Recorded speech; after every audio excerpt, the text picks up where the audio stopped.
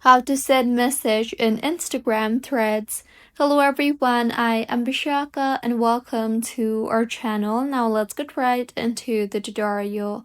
Firstly, go ahead and open threads on your device and make sure you are logged in, and if not, then go ahead and log yourself in. Now, tap on your profile icon at the bottom right of your screen, and then as you can see here, you will see option to edit your profile or share your profile. You can also tap on the two lines on the top right of your screen and you will see various options, but you will not see the option to send message anywhere.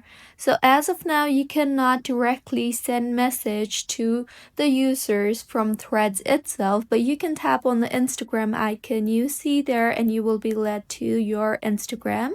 So tap on the search bar there and search for the user whom you want to send the message to, and then tap on the send message button you see there, and further go ahead and send your message. So this is how you can send message in Instagram Threads. If you find this tutorial helpful, please like the video and do comment if you have any queries.